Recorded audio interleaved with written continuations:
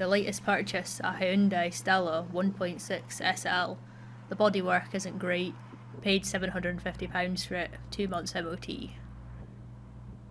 Let's have a quick look under the bonnet.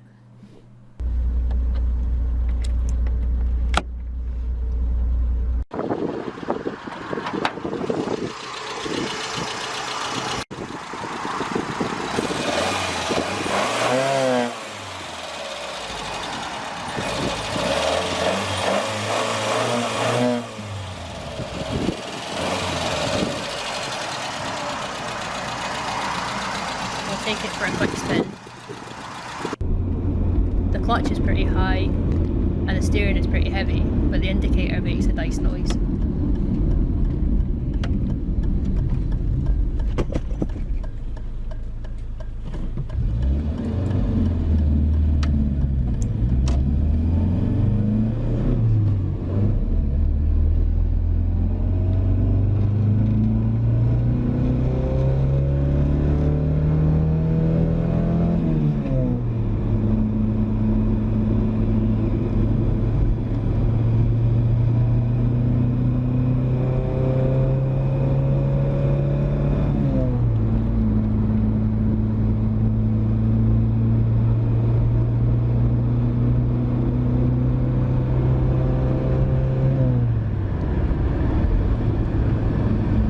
Let's have a quick look at the interior.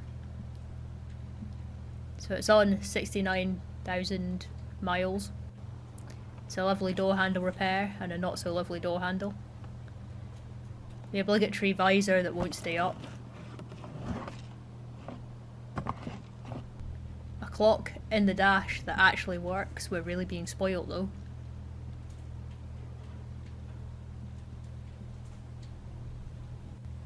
Only a few button blanks, tape deck that doesn't work, fag lighter as yet untested. Let's do some rolling shots.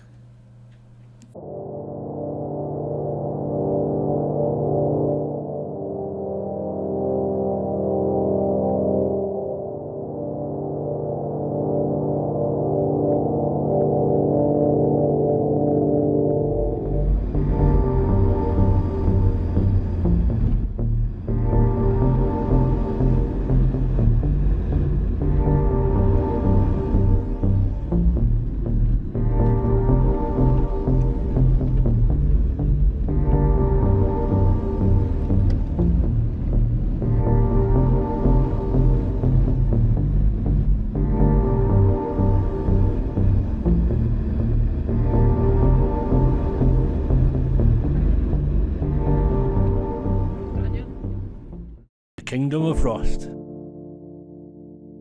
The Kingdom of Rust is a scrapyard like no other I've visited in Scotland. It's packed full to the brim with ageing relics left to slowly rust away. Most scrapyards today have a high turnover of stock. Cars come in, valuable parts removed, and then off to the crusher. Some cars don't even make it into the breaker's yard and are sent to be crushed right away. This place is something else. Imagine a yard that never crushed anything since it started taking in cars in the late 60s. The place is owned by Leslie Fairfield, a farmer in his 80s. He said he started the scrapyard as a young farmer when between farming jobs he would go to farm sales and pick up scrap machinery and equipment. In the late 60s, the garage in the nearest town of New Deer needed rid of scrap cars and Leslie took them in for free. If you're working in other people's time, it didn't fit down well with breeding cows and that. Mm-hmm. So you sort of needed to be with just when they needed you.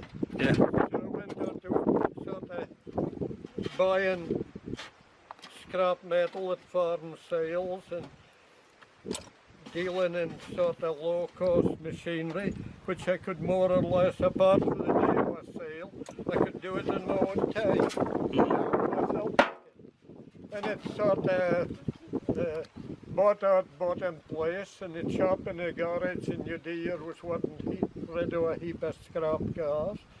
So he carted them over here, and I got the rates off old house and got it down to an agricultural store.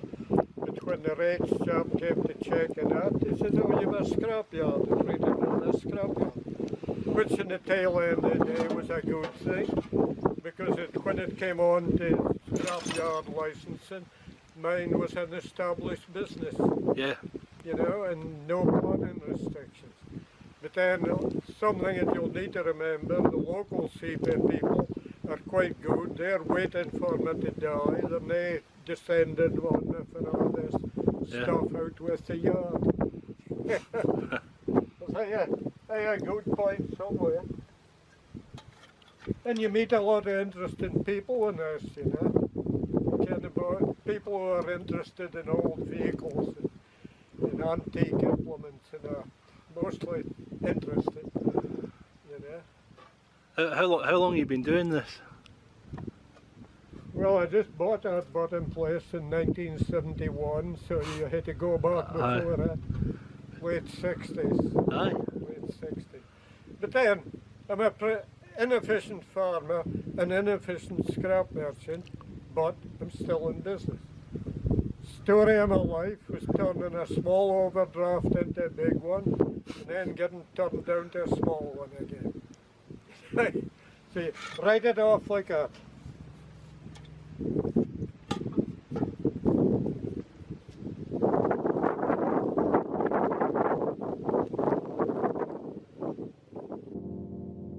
Cars continued to be left there by the locals up until the noughties, when scrap prices began to rise and scrapyards were paying the car owners for their cars. Back in the day, you had to pay for scrap cars to be taken away. The cars in the yard vary between 60s to 90s cars. The bottom field has cars such as a pair of Volvo 245s, Austin Allegros, Chevettes, Old Rovers, Humbers, Datsuns, Cortinas, all that kind of stuff.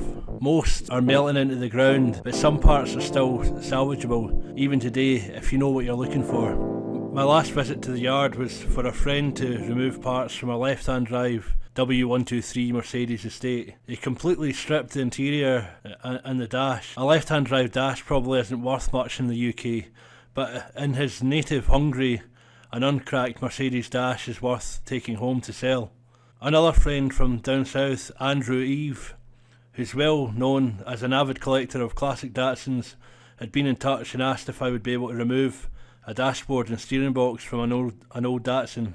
He had seen photos of it that I'd taken on previous visits. The Datsun was rotting into the ground and needed very little effort to liberate the dash and steering column, which I ripped out with my bare hands. I grabbed hold of the steering wheel and yanked it through the side of the A-pillar, taking the column and box with it, and it still had the struts and wheels attached to it via the arms and track rod ends. As it was a typical Scottish summer, the rain had been pissing down for a while and I was drenched, so I fucked off to find shelter inside the least mouldiest car I could find. As the rain started to die off, I went back to the Datsun. The bolt on the steering box, which was holding the strut to it, was very rusty. I didn't really have access to power, and the battery grinder I brought with me had died after we'd used it to cut a timing chain off the Mercedes.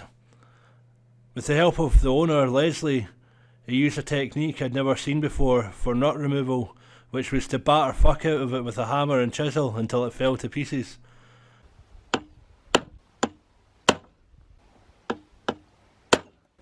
for a change.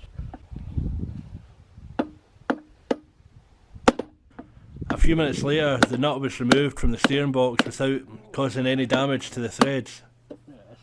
I loaded the parts onto Leslie's tractor and he took them away along to the Mercedes that was being stripped.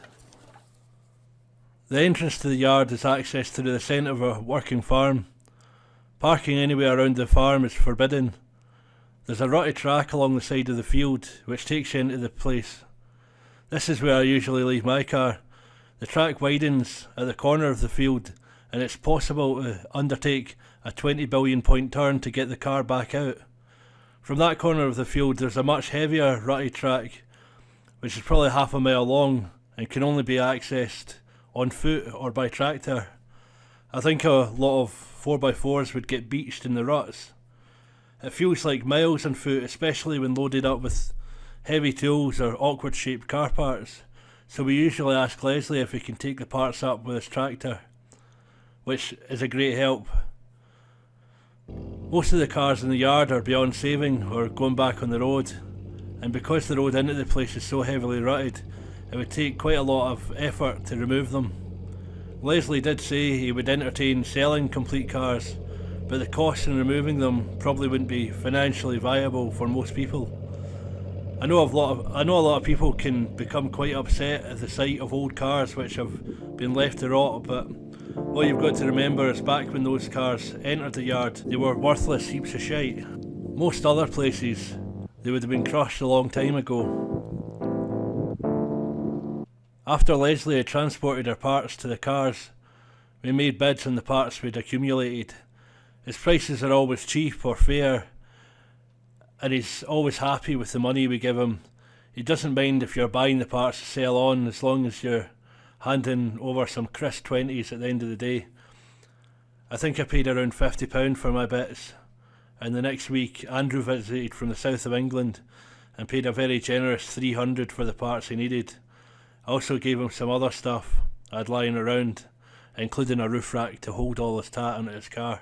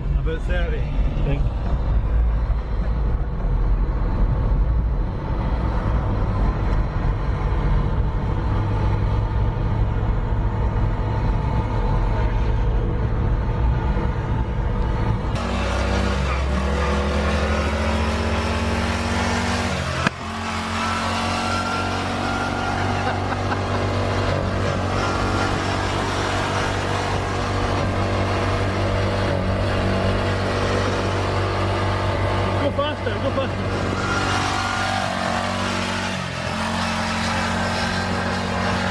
Slow down, slow down.